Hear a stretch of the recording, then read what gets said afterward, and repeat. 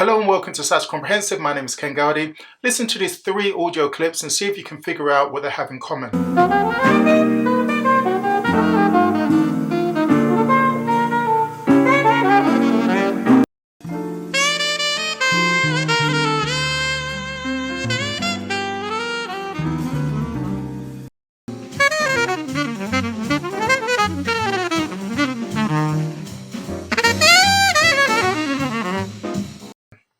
You should have realized that each used a diminished scale. So what is the diminished scale and how do we use it? Or how is it used in the context of these 3 songs? Let's compare the diminished scale with the major scales, which we all know very well.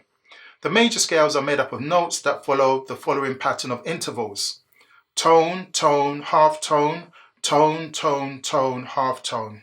There are 7 notes to the scale and there are 12 different scales in total. The diminished scale follows a different pattern of alternating tone and half tone intervals. It will either start with a whole tone interval and then a half tone and then alternate between these intervals as shown. When we start with a whole tone interval, we call this scale a whole half diminished scale. Or it will start with a half tone interval, then a whole tone and then alternate between these intervals.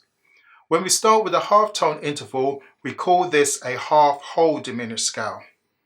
The diminished scale has 8 notes compared to the 7 in the major scale, and there are only 3 different diminished scales compared to the 12 in the major scales: C, C sharp and D. If you create a diminished scale starting on any other note, it will have the same notes as one of these 3 diminished scales. These scales can be played up and down. In the audio clips, the 3 songs had the scales played in a descending pattern. Obviously, there are various patterns that can be chosen when playing the notes of the diminished scale, but we will look at the ones used in the audio clips. If we look at the descending diminished scale, because it has a pattern of alternating whole tones and half tones, there will be pairs of notes a half tone apart. If we play the lower note of the pair first, and then the note above, and do the same with the next pair descending, we get this familiar pattern.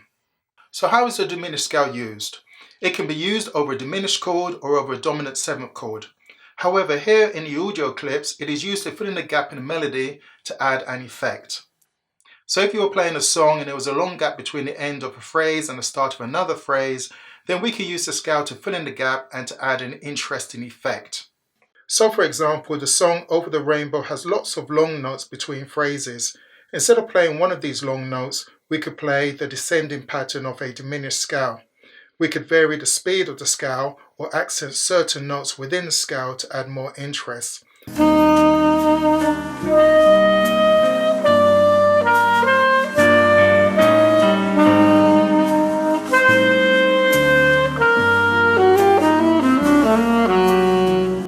But because it has a distinctive sound, it should not be used a lot. And in the songs used here as an example, it was only played once at the end of a phrase.